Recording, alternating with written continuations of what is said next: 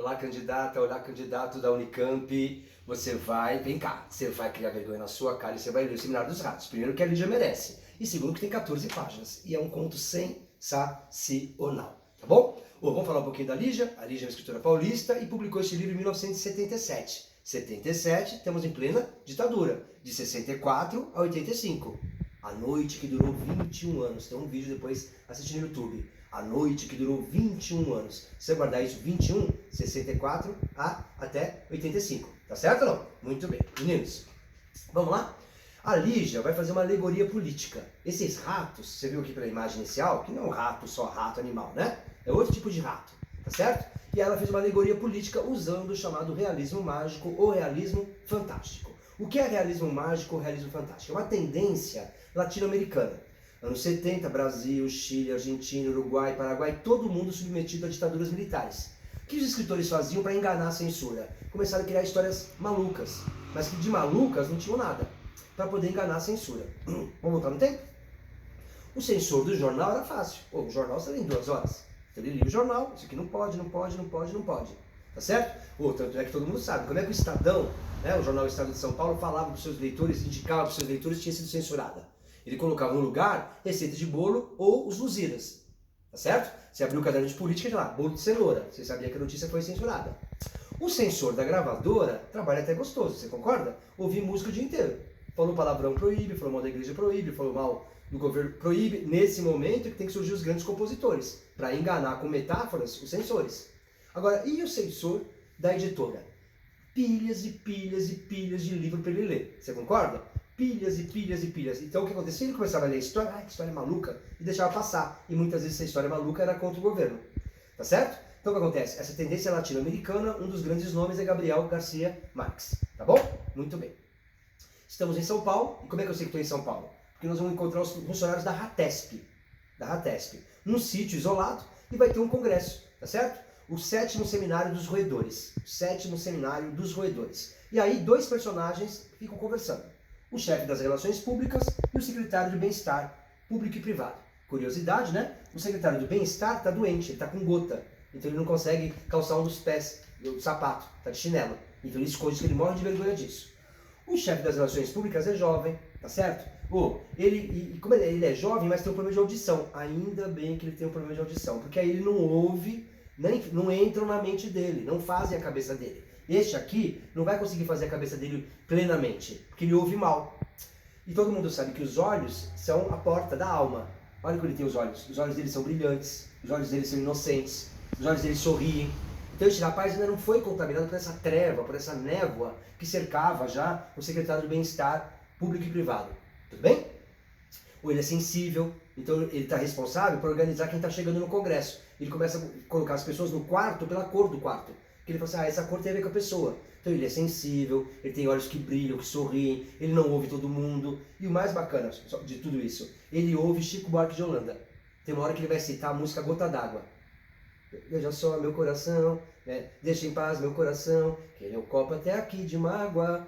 E qualquer desatenção, faça não. Pode ser a gota d'água, pode ser a gota d'água, pode ser a gota d'água. Depois coloca no YouTube Bibi Ferreira cantando Gota d'Água, que é de uma peça do Chico Buarque de Holanda. E todo mundo sabe que Chico Buarque de Holanda se posicionava contra o regime militar. Tudo bem? Então este rapaz, ele ainda não foi totalmente contaminado, ainda que ele esteja sendo treinado, porque ele sabe falar espanhol. E por que ele sabe falar espanhol? Porque ele passou por Buenos Aires e Santiago.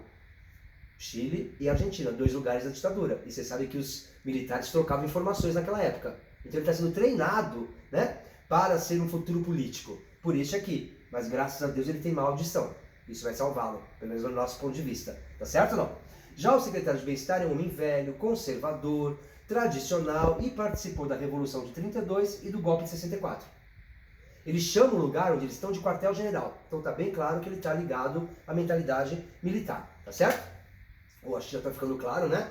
Que a FUVEST, que a Unicamp, provavelmente vai aproximar esse livro do pensamento do Nelson Rodrigues, fazer uma oposição entre o Nelson Rodrigues e a Lígia Fagundes Telles, Cabra Vadia, com o Seminário de Ratos, tá bom?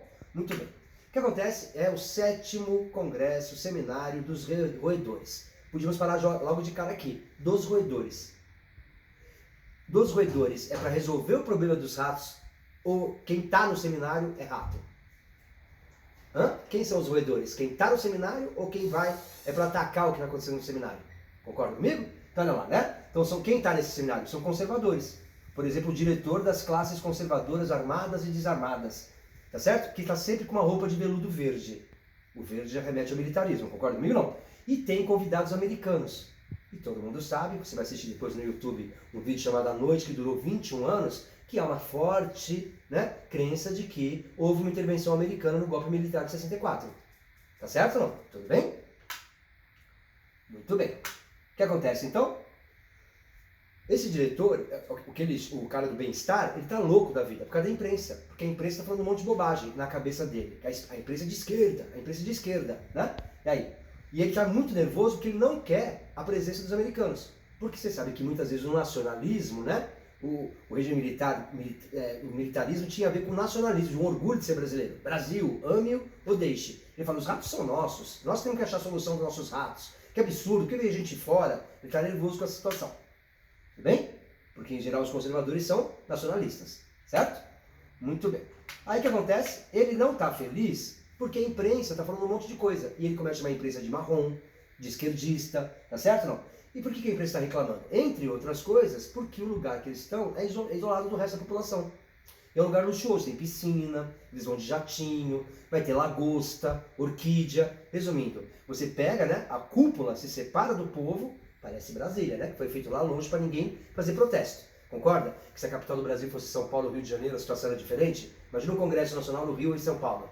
A pressão popular em cima. Tá lá em Brasília, longe de todo mundo. Fizeram de propósito Brasília longe por causa disso. Então o que acontece? Né? Ele começa a ficar nervoso. E aí vai ter vinho da safra do Pinochet. Pô, mais explícito, impossível, tá certo? Não, a Lígia não escondeu nada aqui. Tá bem explícito qual é a posição dela em relação ao que estava acontecendo nos anos 70. Concorda? Muito bem. Ele tá louco com a imprensa, essa imprensa, né, que é de esquerda, que não sei o que lá, e aí, uma hora só, vamos soltar uma notícia, né, sem muitos detalhes, enfatize apenas isso, que os ratos já estão sob inteiro controle. É mentira, é 7º congresso, 7º seminário, resolveram nada. Uma tal de fake news, você conhece uma tal de fake news, não conhece? Deixa pra lá. Muito bem. E no final do conto, os ratos vão atacar. Ele começa a ouvir o chefe do bem-estar, ele ouvia barulhos que o rapazinho não ouvia. E aí no final, realmente, efetivamente, os ratos vão atacar a casa. Mas aí eu não vou contar o que vai acontecer, porque senão você não vai ler o conto, tá bom? Depois, quem é do SEB tem lá o resuminho e nós vamos ter palestra. Faça a leitura que você vai adorar, o final é surpreendente. Um abração, tchau, tchau.